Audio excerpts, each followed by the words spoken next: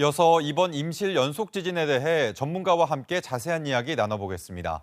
오창환 전북대 지구환경과학과 명예교수 나와 있습니다. 교수님 어서 오세요. 네, 안녕하십니까.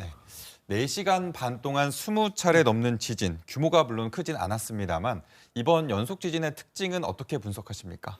두 가지 가능성이 있죠.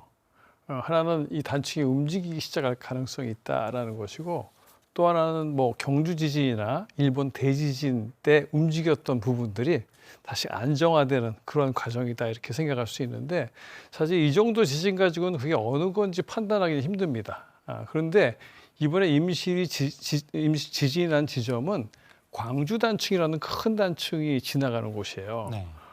그런데 이 광주 단층은 이제 우리 제4기 단층이라고 부르는데, 제4기 단층은 뭐냐면 250만 년 안에 한 번 이상 움직인 단층.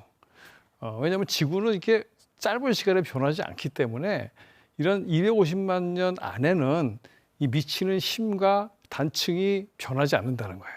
그러니까 우리나라는 일본에서 태평양이 서쪽으로, 필리핀판이 북서쪽으로, 히말라야가 동쪽으로 힘을 미치고 있는데 이 힘은 동일하다. 250만 년 동안. 단층도 그 자리에 그대로 있었다. 이때 단층이 한번 일어난 곳은 다시 일어날 수 있다. 그래서 이걸 활성 단층이라고 부르거든요.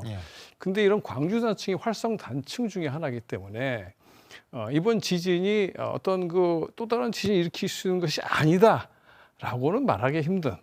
하지만 이제 좀 더 조사를 해봐야 된다. 이게 미소 지진 가지고는 결정을 내릴 수는 없는 상태죠. 네.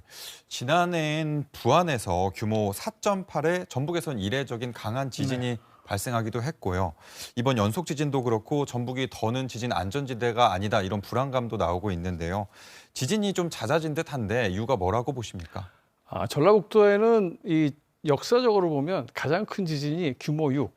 그러니까 포항 지진의 한 10배 이상 정도 되는 크기의 지진이 일어났던 적이 있어요. 그러니까 앞으로도 일어날 수 있다. 그런데 일본 같은 데에 비해서 우리나라는 힘이 미치는 데서 멀기 때문에 이 단층이 움직이려면 힘이 축적이 돼야 됩니다. 그 축적되는 기간이 굉장히 긴 거예요.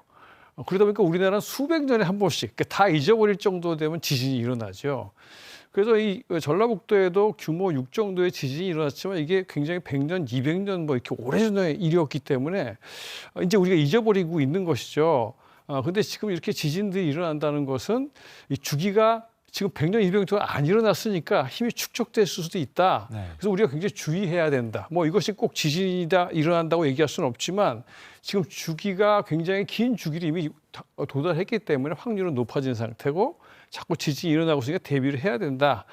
근데 지금 예를 들어서 우리가 수변 도시 같은 곳들도 굉장히 큰 대비를 해야 되는 것이죠. 왜냐하면 포항보다 10배 이상 큰 지진이 일어날 수 있고 지반은 포항보다 훨씬 약하기 때문에 굉장히 문제가 발생할 수 있어서 여기에 대한 충분한 대비를 해야지 된다. 이런 말씀을 드리고 싶습니다.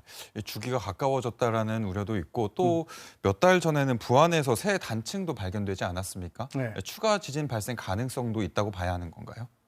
그렇죠. 아까 말씀드린 것처럼 전라북도는 지진이 일어나지 않는 곳이 아니에요. 근데 그 주기가 큰 지진의 주기가 길기 때문에 우리가 이제 인지하지 못하고 살아왔던 것이고 이제 지금 확률이 자꾸 높아지고 있는 상태다.